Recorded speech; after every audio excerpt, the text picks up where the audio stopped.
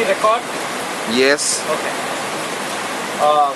Sensei, it's been more than 6 years since I've been practicing with you, and I remember clearly the first day when I was walking by Ranger Park, and my first class just impressed me as same as the practice we have been here. It's because of the techniques, because of the effectivity of techniques, and this is not.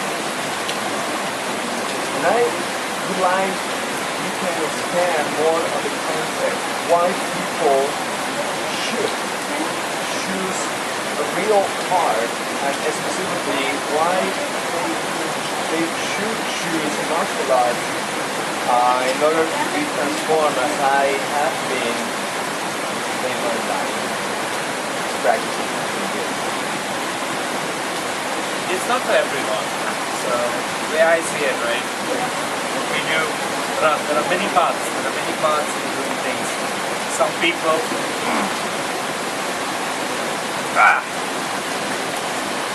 Anyway, there are many paths that lead you to the same goal, and the warrior path is the way I see it. It's not for everyone, and the way we practice things, it's definitely not for everyone, right? So everyone kind of responds in different ways.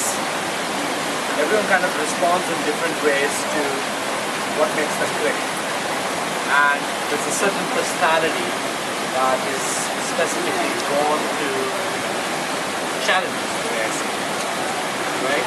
So for me, the warrior path is all about facing your challenges, facing your fears, and facing it with just what you have. You know, Frank Herbert wrote these lines. He said, "The true test of a warrior is when you ride battlefield, naked, ready to take on whatever comes."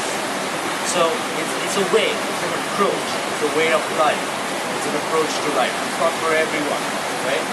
And then there's a twist, the way we practice things. So I teach you guys a martial art. I started with my teachers. I stayed as true to it as possible, but at the same time, I also have my own ways of training.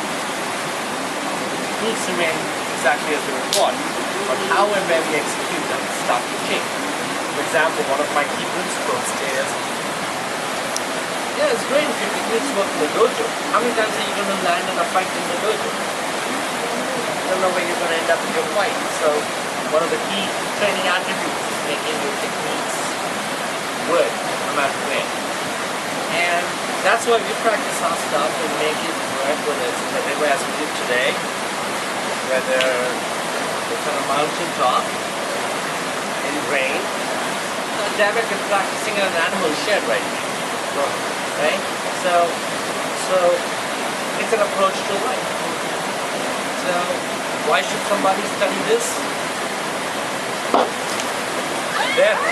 There's a warrior answer. It's not for everyone. Right? I can say. And I don't think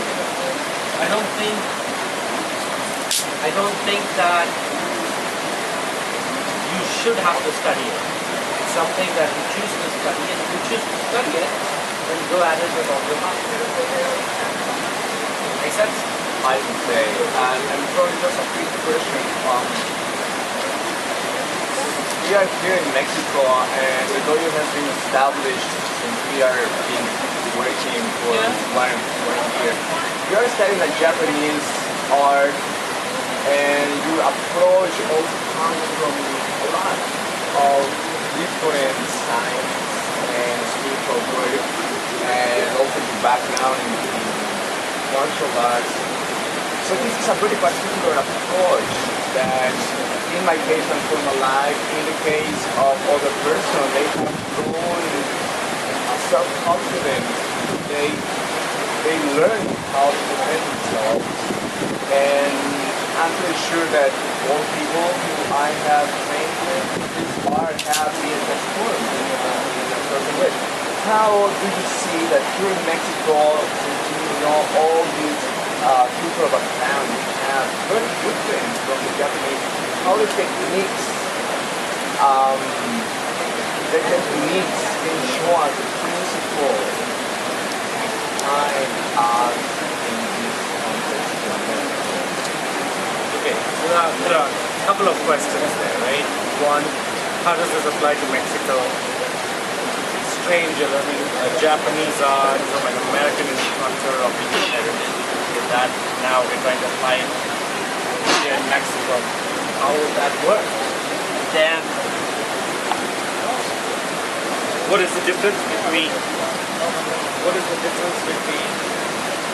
essentially the techniques and the principle-based approach that we're going after, right? So, look, I don't know how the samurai practice. I've heard stories, right? And some of the stories are great. I'll just leave it. It's becoming a hassle. Some of the stories are great and inspiring. But what do I judge an art by? I judge an art by what is it that I have seen? How have I seen my instructors? How have I seen my instructors train? How do they teach? That's what I judge things by, right? Now, if you think about ancient Japan, you don't live in ancient Japan. You don't have the size of Japanese samurai. Okay? And guess what? Science has progressed a lot. However, one thing that I like about the arts and studies that a lot of it is based on principles. These are generalized principles, right? Now, where I learned from Sensei Sastry is that he said, focus on the principles, learn the principles. Once you learn the principles, techniques will flow. And I've just taken that to my heart and been writing that even more, where looking at these principles, how do they apply not just to martial art, but in my life, and can I find it attainable? Because if it's a principle, it has to exist everywhere. It can't be, it exists here and it doesn't exist there. And then you cannot have two principles that are opposed to each other and cancel each other out, but that doesn't happen. So they are standalone, they're found everywhere. So why do I at least take that approach? Is because if I study the principles of techniques, it's the natural way that things will emerge. Right? So techniques are the emergent quality. And what principles are is essentially the underlying crux that shapes things. So that's the reason I take that approach. Now, how will things change in Mexico? Okay. Sensei Villar learned art from Ray, learned his art, and then from Sensei Villar, he had his approach of learning the art to his insight. Sensei Sastry learned it one way in New York, and I learned it one way from Sensei Sastry, right? You guys are learning one way from it. Now they all show you the same techniques. Hopefully they show you the same principles. But the way we approach it will change a bit.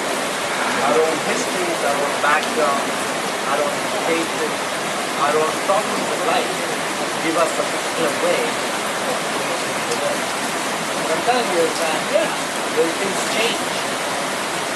They will. So that's the only concept. Okay? So, do I want you to teach like me?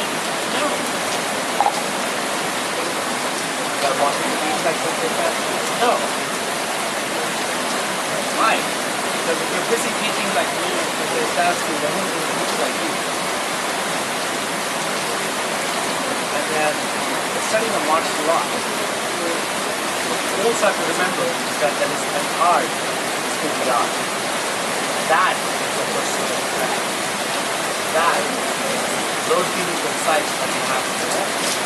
For me, it was about bringing this kind of training, martial arts, and neurosciences together.